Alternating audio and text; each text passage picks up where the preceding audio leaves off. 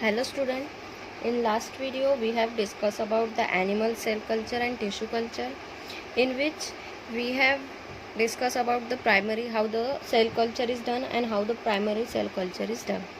Now the techniques of the primary cell culture.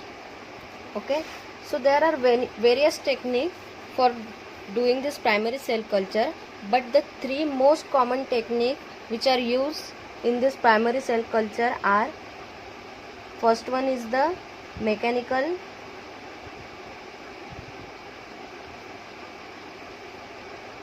disaggregation,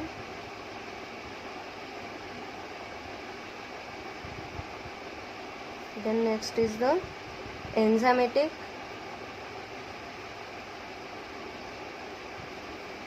disaggregation,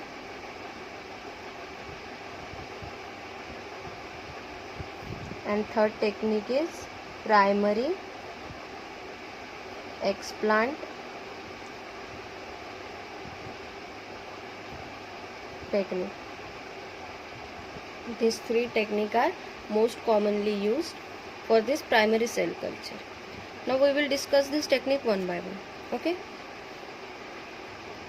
so what does mean by the disaggregation? Disaggregation का मतलब क्या होता है कि सेपरेट करना. Okay, what does mean by disaggregation? To separate और to apart. ठीक है, सेपरेट करना और अपार्ट करना. तो प्राइमरी सेल कल्चर में ये तीन टेक्निक्स है, ये यूज़ की जाती है.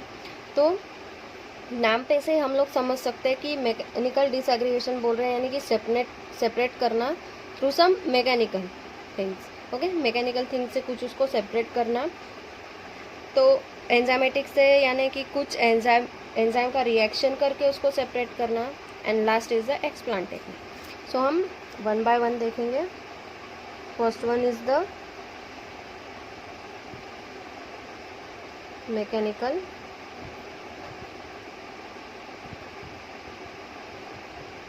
disaggregation.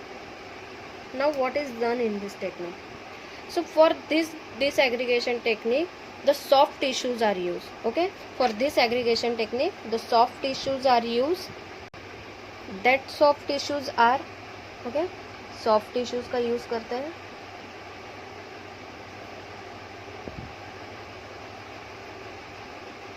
जैसे कि spleen, brain tissues, embryonic liver,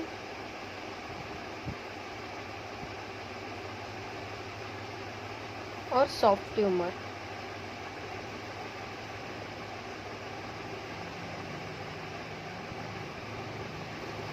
इसके टिश्यूज जनरली मैकेनिकल डिसएग्रीगेशन के लिए यूज किए जाते हैं. So this technique is basically involve the careful chopping and slicing of a tissue into pieces and collect of a split out cell. The cell can be collected by the two ways. ठीक है, ये technique में क्या किया जाता है कि careful chopping, जो भी हम टिश्यू, ये जो सॉफ्ट टिश्यू ले रहे हैं, पहले हम इनको क्या करेंगे, केयरफुली चॉप. ओके, टिश्यूज को लेने के बाद हम क्या करेंगे, केयरफुली चॉप करेंगे और स्लाइसिंग करेंगे और चॉपिंग करेंगे इनटू पीसेस करने के बाद उनको क्या करेंगे, उनमें से जो सेल है, ठीक है,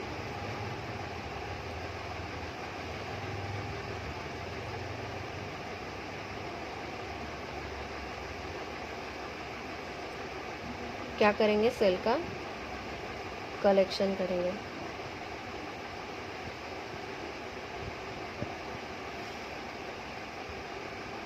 हमने क्या किया, पहले तो हमने सॉफ्ट टिश्यूज लिए. सॉफ्ट टिश्यूज लेने के बाद उसे केयरफुली चॉप किया, कट किया, फिर उसके क्या किए, पीसेस किए. पीसेस करने के बाद उसमें से हमने सेल बाहर निकाले. अब ये हम दो वेज में कर सकते हैं. Okay, this can be done by the two ways,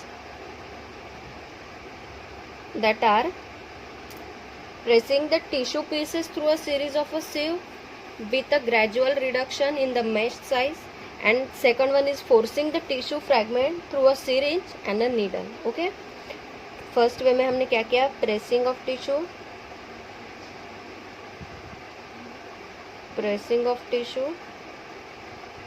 ठीक है. नेक्स्ट वे में हमने क्या किया, फोर्सिंग द टिश्यू फ्रैगमेंट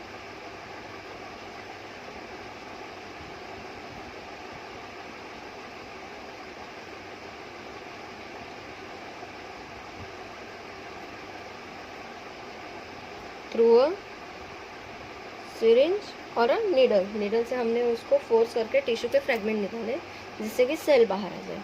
तो ये दो टेक्निक यूज़ किए जाते हैं क्या कलेक्ट करने के लिए, सेल कलेक्ट करने. So using by both this two technique we can split out the cell. Okay, but इसमें डिसएडवांटेजेस हैं. डिसएडवांटेजेस क्या है कि जब टिश्यू को प्रेस किया जाता है या फिर फोर्स किया जाता है, उसके वजह से क्या हो जाता है कि सेल डैमेज होने का खतरा ज़्यादा से ज़्यादा होता है. Okay, risk of the cell damage, ठीक है. देन इससे यूज़ भी एक तरह से इसका एडवांटेजेस भी है कि ये लेस एक्सपेंसिव टेक्निक है. ठीक है, इसे करने के लिए कुछ ज़्यादा मशीनों की ज़रूरत नहीं है. जैसे कि हम डायरेक्टली टिश्यू ले रहे हैं, उसको कट कर रहे हैं, चॉप कर रहे हैं और सेल बाद में प्रेस या फोर्स करके हम उसके सेल निकाल रहे हैं. तो इसमें कुछ मशीन का वगैरह यूज़ नहीं लगा, तो उसके वजह से ये क्या है, लेस एक्सपेंसिव है और क्विक और सिंपल है. तो ये टेक्निक कब यूज़ की जाती है, जब टिश्यू हमारे पास प्लेंटी ऑफ टिश्यू अवेलेबल होते हैं. ठीक है, प्लेंटी ऑफ टिश्यू अवेलेबल होते हैं तभी ये टेक्निक यूज़ की जा सकती है.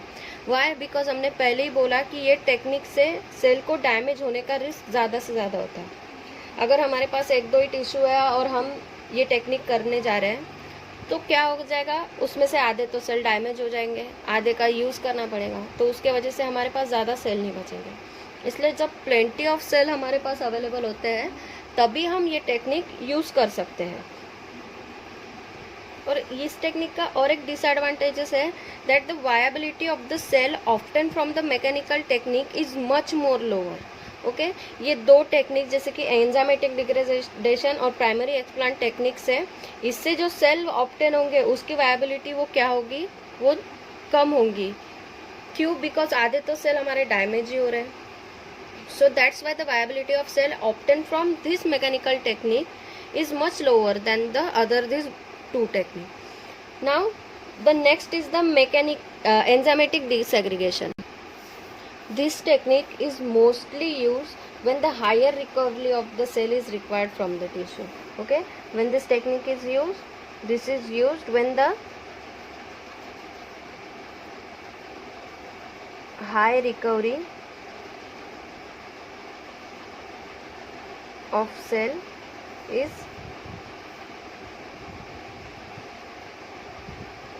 required from the tissue.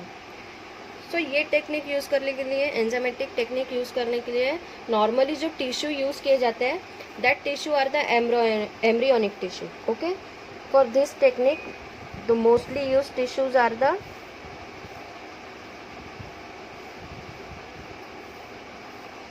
Embryonic tissues. Embryonic tissues का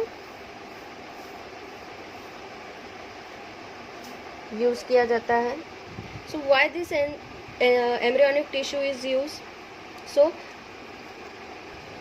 because of the presence of less fibrous connective tissue and extracellular matrix. Okay, ये embryonic tissue का क्यों यूज़ किया जाता है,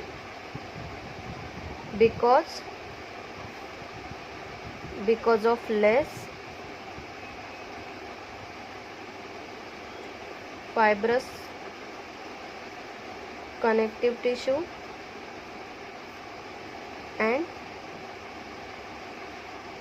extracellular matrix. उसके वजह से एंजाइमेटिक डिसएग्रीगेशन ये टेक्निक यूज़ की जाती है किसके ऊपर, एम्ब्रियोनिक टिश्यू पे. So enzymatic disaggregation can be carried out by the trypsin, collagen और सम अदर एंजाइम. ओके, तो ये इस पे कौन से एंजाइम यूज़ किए जाते हैं, enzymes which are used in this technique are most common is trypsin, collagenase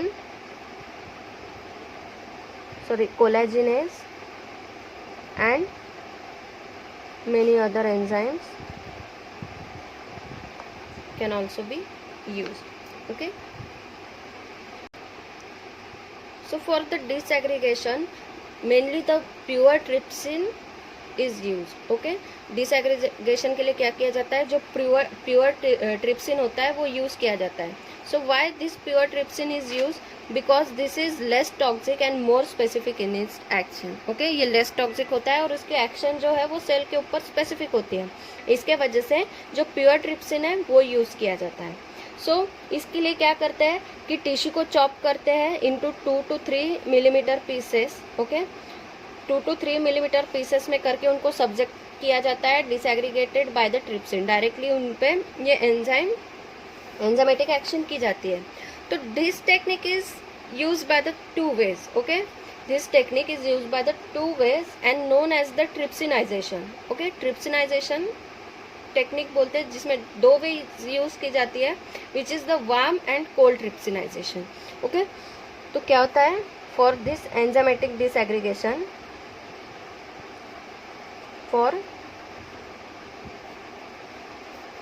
disaggregation the pure trypsin is used.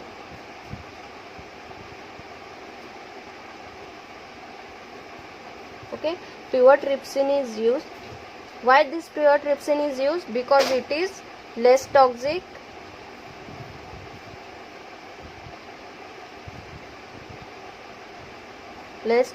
and specific in action.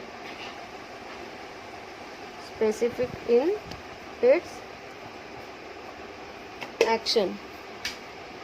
Now how this technique is done?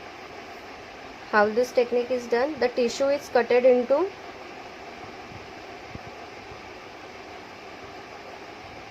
tissue is cutted into 2 to 3 millimeter of pieces and then subjected to the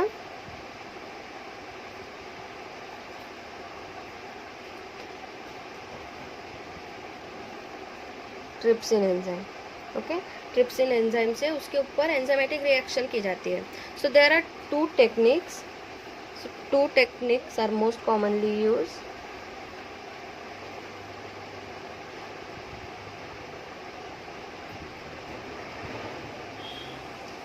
And this technique is called as the trypsinization.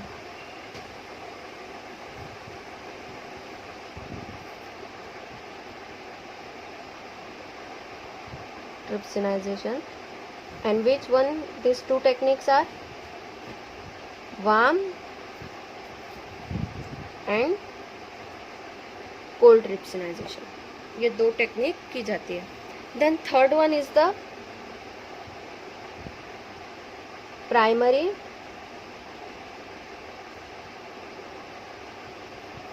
explant technique.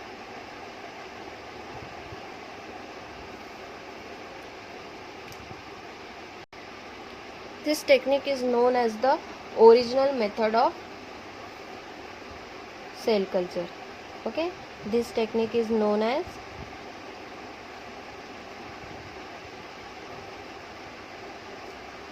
original method of cell culture, and this was first developed by the scientist named Harrison in 1907. Okay, so this technique, ये technique में बहुत सारे modification हुए हैं, but still this technique is in use. Why? Because this is a very easy technique. Okay, ये बहुत ज़्यादा easy technique है, इसके वजह से इस टेक्निक में मॉडिफिकेशन होने के बाद भी ये टेक्निक को यूज़ किया गया. तो ये टेक्निक में क्या किया जाता है कि सिंपली टिश्यू लेते हैं. ठीक है, टिश्यू को लेते हैं, उसको क्या करते हैं, बेसल सॉल्ट सॉल्यूशन डीप करके रखते हैं. ठीक है, टिश्यू को डायरेक्टली लेते हैं, टिश्यू को डायरेक्टली लेके उनको चॉप करके क्या करते हैं, डीप करके रखते हैं बेसल सॉल्ट सॉल्यूशन में. देन फिर क्या करते हैं, ये बेसल सॉल्ट को क्या करते हैं, रिमूव करते हैं.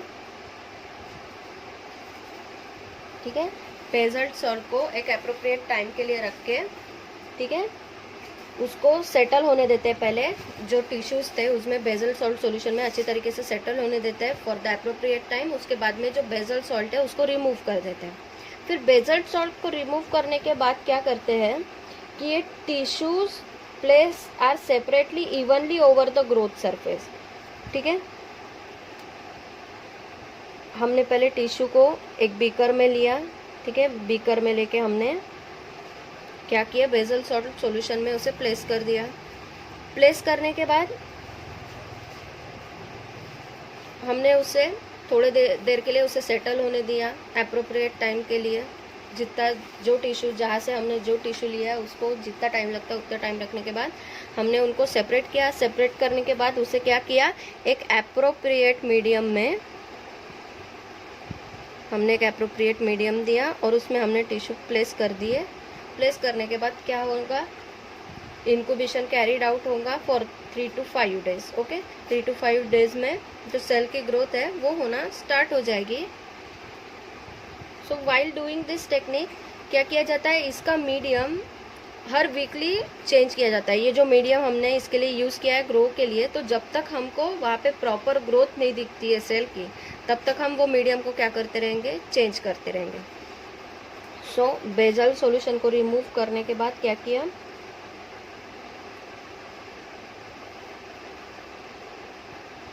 बेजल सॉल्यूशन को रिमूव करने के बाद पीसेस आर सेपरेटेड। सेपरेट होने के बाद उसे हमने medium appropriate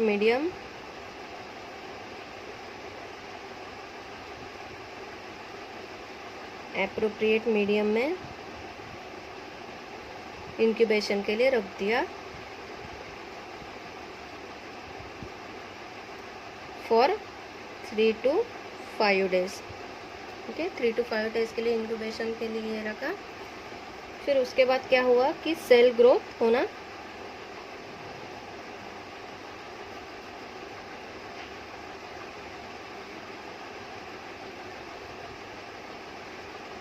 observe. Okay, now next is the cell line technique. Okay, और अ सेल लाइन, और it is also called as the primary cell line. हमने लास्ट प्रीवियस वीडियो में ही देखा था कि सेल लाइन किसको बोलते हैं, कि जब हम किसी ऑर्गन से सेल को जो है कलेक्ट करते हैं। ओके, ऑर्गन से सेल को कलेक्ट करते हैं। सेल को कलेक्ट करने के बाद हम उसे एप्रोप्रिएट मीडिया देके, ओके, एप्रोप्रिएट मीडिया देके वो सेल का कल्चर करते हैं। तो जो फर्स्ट सेल वहाँ पे जो उसके क्लोन सेल के जो क्लोन बनेंगे या फिर सेल की जो ग्रोथ होगी, that cells are called as the primary cell culture. Okay, that cell are called as the primary cell culture. फिर प्राइमरी सेल कल्चर होने के बाद हमने वो प्राइमरी सेल जो कल्चर हुए थे उसमें से एक सेल लिया और फिर उन्हें एप्रोप्रिएट मीडिया में रखा, अनदर मीडिया में रखा। फिर जो सेल का कल्चर हुआ, that cell are known as the cell line. Okay, that cell are known as the cell. So this term, the term cell line refers to the propagation of a culture after the first subculture।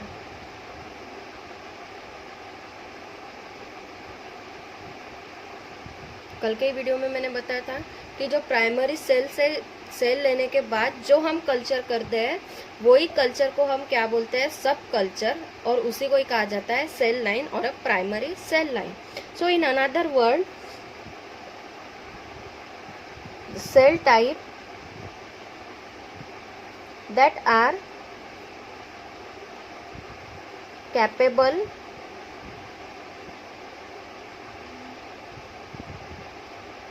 of continuous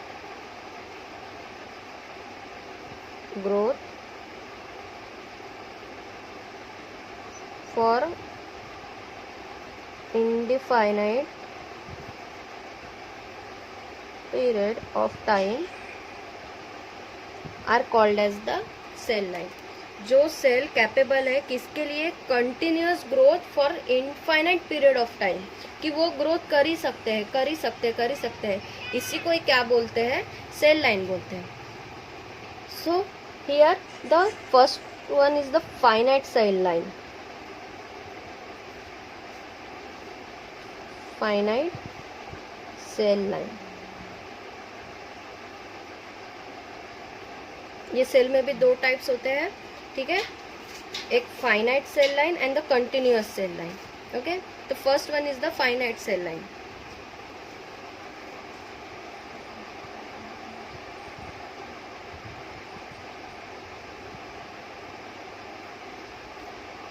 first one is the finite cell line. Finite मतलब divided only a limited number of time, ठीक है। जो sales है जो कि growth करने के लिए यूज कर रहे हैं, तो वो डिवाइड होंगे only for the finite number of time, एक टाइम के बाद वो डिवाइड होंगे ही नहीं। और दूसरी कंडीशन में क्या होता है, continuous cell line, cell are continuously growth, होते ही रहते हैं, सेल की ग्रोथ होती ही रहती है। So this finite cell line technique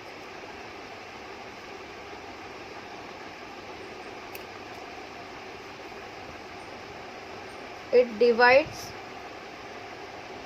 only a limited number of time, ठीक है। लिमिटेड नंबर के लिए इनका जो है ग्रोथ होगा, और उसके बाद क्या हो जाएंगे, वो डाई हो जाएंगे, उसके बाद वो डिवाइड ही नहीं होंगे। So how many times this cell divide? This cell divides 20 to 100 times before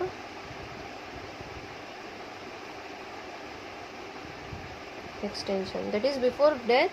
मरने से पहले वो सेल की डेथ होने से पहले वो 20 से 100 बार डिवाइड हो गए, ज़्यादा से ज़्यादा 100, उसके ऊपर नहीं, उसके बाद वो डिवाइड ही नहीं होंगे, उसके बाद वो मर जाएंगे।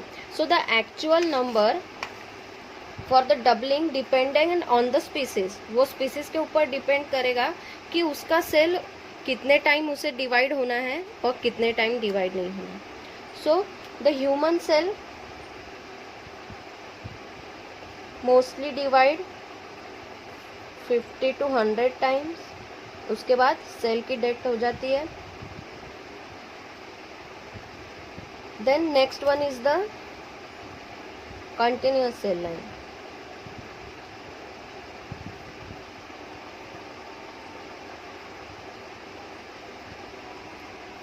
In this method, the cell can grow with a unlimited numbers of time, ठीक है। सेल की ग्रोथ होती ही रहेंगी। The few cell in this culture may acquired in the different morphology and get alert, ठीक है। ये सेल के time में क्या हो जाता है कि कुछ सेल हो जाते हैं, उनकी मॉर्फोलॉजी वो चेंज हो जाती है and they get alert. Such cell are capable of growing faster resulting in the independent culture, ठीक है। जो सेल थे में एक्वायर्ड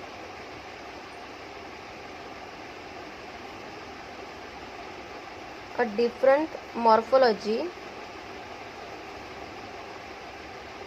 एंड गेट अलर्ट, उनकी मॉर्फोलॉजी थोड़ी बहुत चेंज हो जाती है, उसके वजह से क्या होता है, दे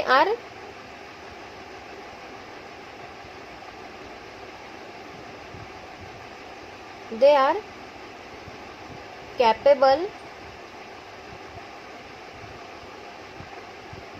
ऑफ ग्रोइंग फास्टर, वो एकदम फास्टली ग्रो होना स्टार्ट हो जाते हैं और बहुत सारा इंडिपेंडेंट कल्चर जो है वो फॉर्म हो जाता है। So this progeny derive from this alert cell have a unlimited life span, okay. जो भी सेल ये कंटिन्यूस सेल लाइन से जो सेल डेवलप होंगे उनकी जो एज है, वो उनकी जो लाइफ स्पैन है दैट विल बी अनलिमिटेड, और उन्हीं सेल को क्या बोलते हैं, continuous cell line. This continuous cell line are transformed, immortal and tumorigenic, okay. These cell lines are transformed, immortal जो कि मर ही नहीं सकते, एंड द ट्यूमरोजेनिक।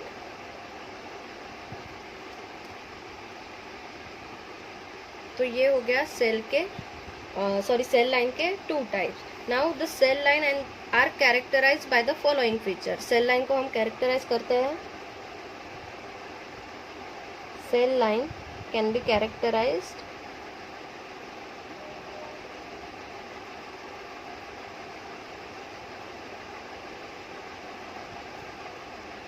by the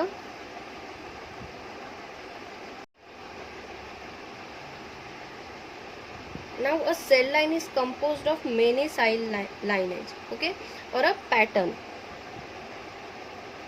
वो बहुत सारे पैटर्न से फॉर्म होती है जो cell line, and it has a specific property which are not seen in the parent cell, okay. जो सेल लाइन से जो सेल फॉर्म होने वाले हैं उनकी जो प्रॉपर्टीज है that will be different from the parent cell.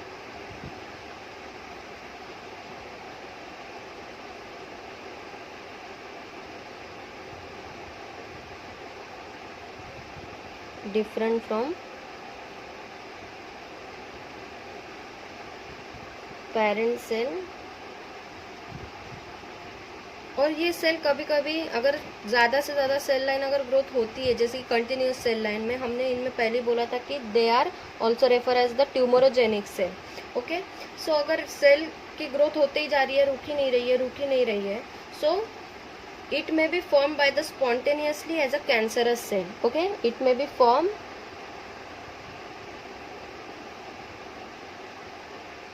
by spontaneous as a cancerous cell, okay। cancerous continuous अगर होते ही जाएगी तो cancerous cell भी फॉर्म हो। सेल लाइन में जो सेल का डबलिंग टाइम है वो कितना है, usually range the time required for the doubling of cell that is between 10 to 15 minute. एक सेल को डबलिंग होने के लिए कितना टाइम लगेगा, 10 to 15 मिनट्स लगेंगे। और it can be easily grown in easily grow in suspension culture, easily grow कर सकते हैं सस्पेंशन कल्चर में। और जो अलर्ट क्रोमोसोम है वो भी इसमें उसके जो नंबरिंग है वो हम नोट कर सकते हैं easily. So the alert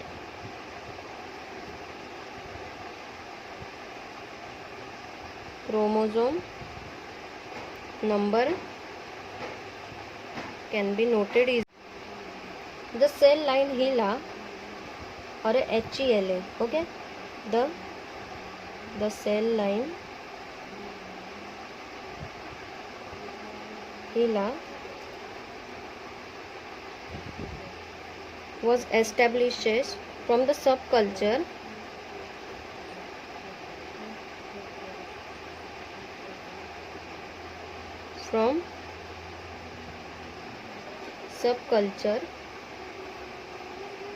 of the epithelial cell of cervical carcinoma of man, okay. ये जो हीला सेल है और HeLa सेल ये कहाँ से मिलते हैं, this can be get from the epithelial cell of the cervical carcinoma of a man. यहाँ से ये सेल लाइन ऑब्टेन की जाती है। तो why this cell line are use, because it derive for the use in the cancerous और a cancer research, okay. जब cancer cell का जब रिसर्च किया जाता है तो ये जो सेल है ये यूज किए जाते हैं। So why this cell are use, because this cell are the immortal. ये जो हीला सेल्स होते हैं they are the immortal, they can be divide many of the time, that's why this cells are use for the cancer research, okay.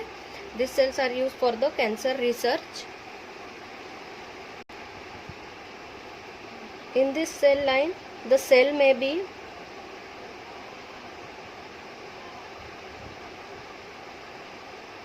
fibro blast और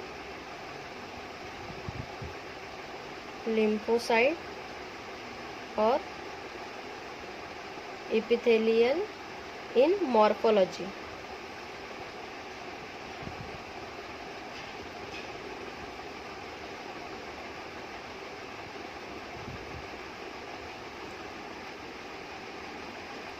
सो ये cell line में एक cell line है जो HEL है और एक सेल लाइन है that is the HEP2. Okay, this was rise from the sub culture of the epithelial cell of the epithelial cell of carcinoma of larynx of man. Okay, ये जो HEL हिला cell थे वो किससे obtain किए थे? That is the cervical carcinoma of man. और जो HEP2 सेल है that are obtain from the epithelial cell of the carcinoma of larynx of man. So एक बात ये भी है कि इसको HEL नाम क्यों दिया है? बिकॉज जो साइंटिस्ट ने, जो फर्स्ट साइंटिस्ट थे जिन्होंने ये सेल यूज़ किए थे, उनका नाम था हेनरीटा लैक्स। ओके, वो साइंटिस्ट का क्या नाम था?